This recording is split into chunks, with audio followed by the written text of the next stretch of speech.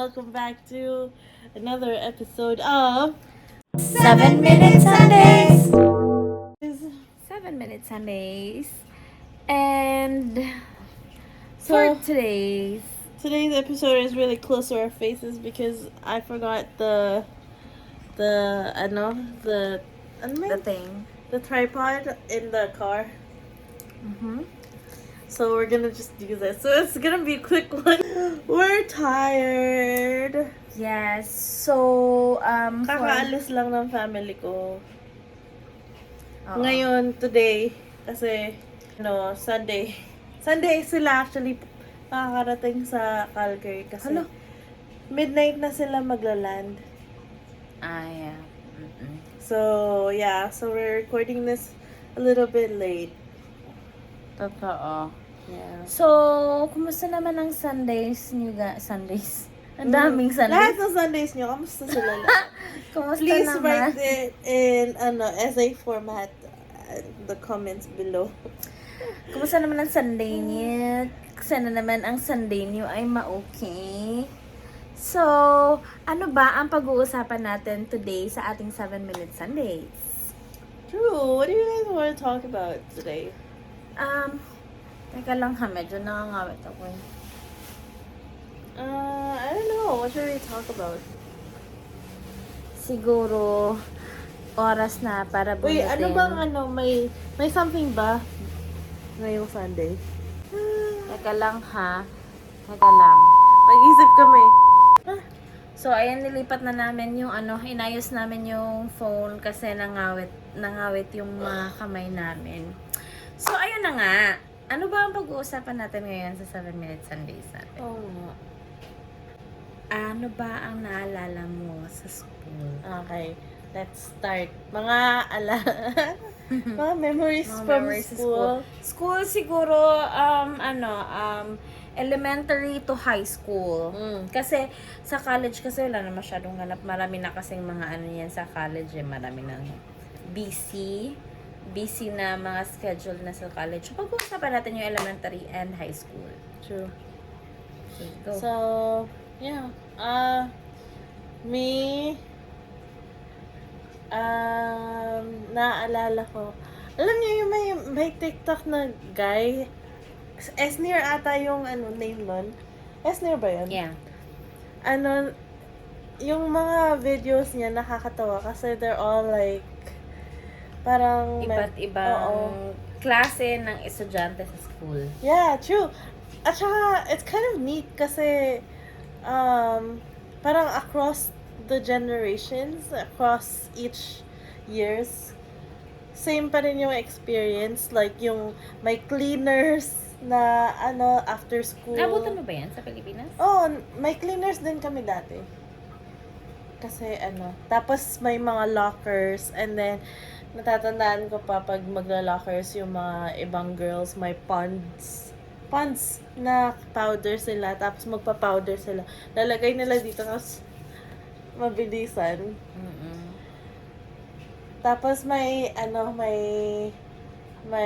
kaklase ako dati. Kasi sa Philippines, 'di ba, hindi naman uso yung mababait yung teachers. Hindi ba? Meron naman. Hindi.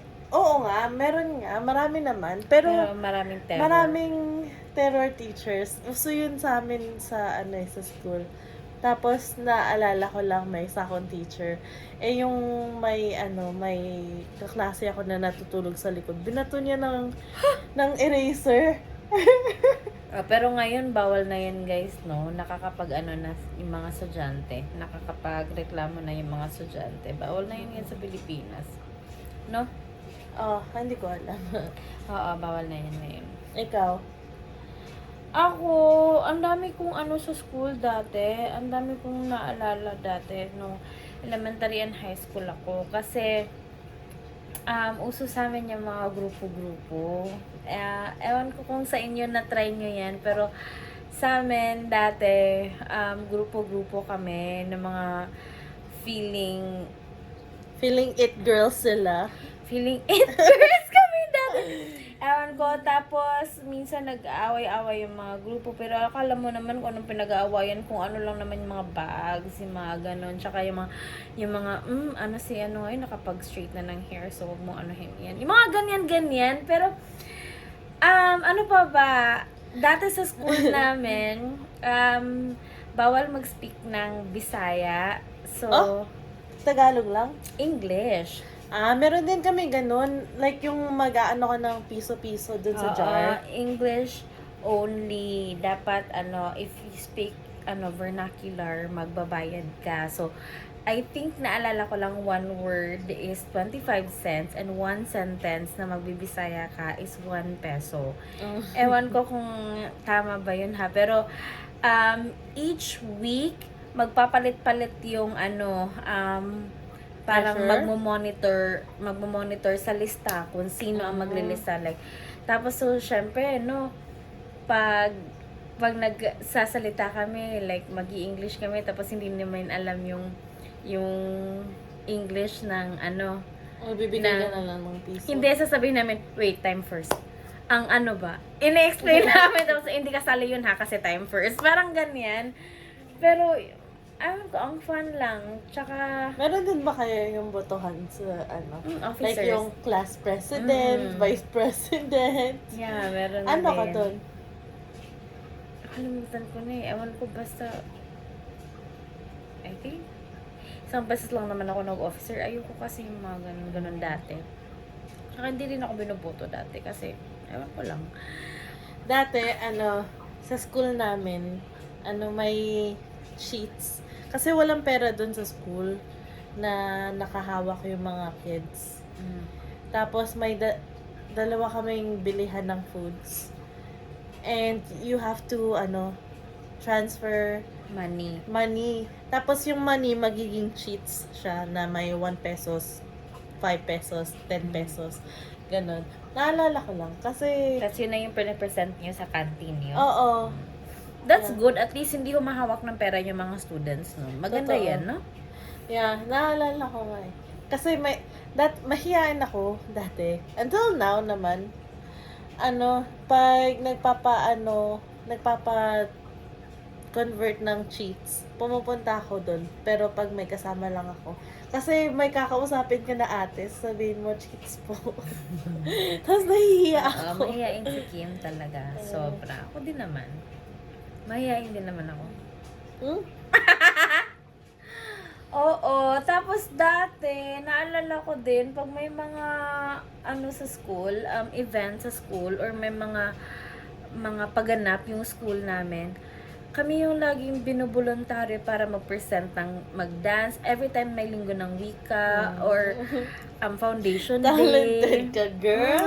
Sumasayaw kami ng mga friends ko.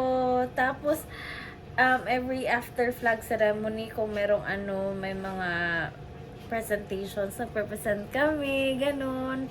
So, shout out pala kay Debra, kay Mariel. Sila, mga kasama ko. So, ayan, maraming Gusto ko din sa Philippines, may mga foundation day, may mga sports day, ganun. Kasi dito wala na. And then it's not fun. Kasi sa Philippines, magbebenta ka pa ng may mga stalls, tapos parang experience mo pa yung magbebenta, magkakaroon ng mini business sa school, tapos magpa-practice ng dance, ganun. Kasi dito wala na. Totoo. Hindi na parang magpa-practice ka na lang for presentations and stuff, pero wala na yung gagawa kayo ng choreograph, tapos mag-i-invite yung mga Tama. mga Parents, oo. Oh my gosh, and it's so fun kasi 'di ba whole week 'yun, Yeah. yung ganon. Tapos parang party lang yung school all the time. Tapos may mga bands pa, 'di ba? Battle of the Bands. Oo. Tapos may mga iba't ibang, yung school, merong science exhibit, merong ganyan. Yeah, it's so fun. School in the Philippines is so fun and super nurturing and stimulating sa brain. Totoo. Lalo na pag mga teenagers. Parang ang saya lang. I think, nagawa ko mostly, halos, wala akong pinagsisihan sa high school and elementary ko. Kasi, siguro napagsisihan ko lang na hindi ako nag-aral ng mabuti talaga. Na nauna yung pag-iinarte. Mm. Pero, guys, grabe. I think, na-experience ko lahat sa high school. Good, bad, na-experience ko yun. Pati yung, childhood, ko na paglalaro ng kahit ano-anong games, nagawa ko yun. And, I think, masaya lang siya. Yeah, Nakakamiss. true. May isa pala akong memory with ate. Kasi dati, nag-promissory note kami ni ate. Pero, ewan ko, may something na nangyari. Kasi hindi pa napadala yung note or... I can't really remember anymore. Pero nagkita, kasi exams week. Pag exams week, pag hindi pa nakakabayad ng tuition, Hindi ka makakatake ng exam. Oo, hindi ka True. pa makakatake ng exam. Tapos, edi ilalagay ka muna dun sa library or somewhere. Tapos nagkita kami doon. Ano sabi niyo? Uy, andito ka pala. Andito ka pala. So funny. Kasi, promissory note niya. Ay. Yun lang. Kayo guys, siguro kung sasabihin namin yung memory namin sa high school, sobrang haba nito kasi ang dami namin. Especially kay Kim kasi dalawa yung na-try niya sa Philippines at saka yung, hindi ka naman, Hindi ako Elementary, nag-high school sa, oo. sa Philippines. like dalawa yung kultura na na-try niya or Yeah. environment na na-try niya. I think marami siyang mai-share sa atin kasi So, na-try niya yung school sa Philippines and then na-try din niya yung Yeah. school dito. alam niyo ba guys, nung pag-move ko dito, kasi dun sa Calgary, nakatira kami dati sa Forest Lawn. Tapos, maraming mga new immigrants or like maraming mga cultures talaga. So, pagpasok ko ng school, parang hindi naman nakaka-culture shock kasi yung sa iba, nako-culture shock sila kasi puro puti na talaga yung lahat na nakikita nila. Like, wala na sila nakikita ng kauri nila. Pero ako, nung nag-start ako, ang daming, like, lahat ng kultura nakita ko. Hindi naman masyado maraming Filipino. Pero Mga halo-halo siguro na. 4 na Filipinos. Tapos, may mga, like, Chinese, Vietnamese, like, Africans, and Italian nata yun. Basta, ang daming different kinds of culture doon. Kaya maganda rin na, I guess, na sa Forest Lawn kami tumira. Kasi, hindi na iba yung parang view ko sa mundo. Parang na-broad. Nadagdagan pa. True, yeah. Pero yun lang naman. Na-experience ko lang na mas madali dito ang school. Like elementary and high school is easier here, I think, for high school. Yeah, I think oo. Yeah. Kasi may classmate kami dati na nag-fly din sila, elementary pa. Nakwento niya na parang umulit na kasi sobrang advanced ng mga lessons sa Philippines, guys. Kaya Advance in some ways and then not in other ways. yeah, oo. So, Totoo. yeah, I think there's a balance in everywhere naman. Yeah. Kaya yun. So, kayo Kayo guys, kamusta ang schooling niyo sa kung saan man kayo nag-school at kung saan kayo nag-school sa Philippines? Ikaw, saan ka ba nag-elementary? Oh, elementary pa yun. elementary and high school ako dun eh. Isang school lang. Oh, naman ako. okay. Nag-school pala ako sa St. Paul School of Ormoc. Okay. Ikaw, saan ka ba nag-school? Santo Niño de Novaliches School.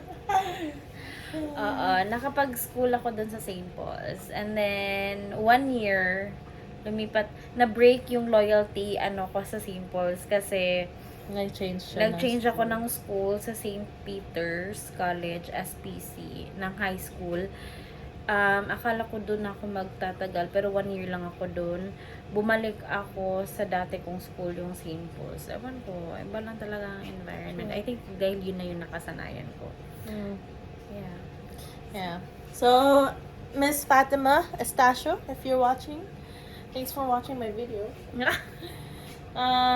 Yun lang naman. Thank you, everyone, for watching. Yeah, so kayo guys, Share kayo yung ng mga ano nyo sa baba. memories niyo about sa school. Mag-share kayo, mag-comment kayo, and if meron kayong mga questions, Yeah.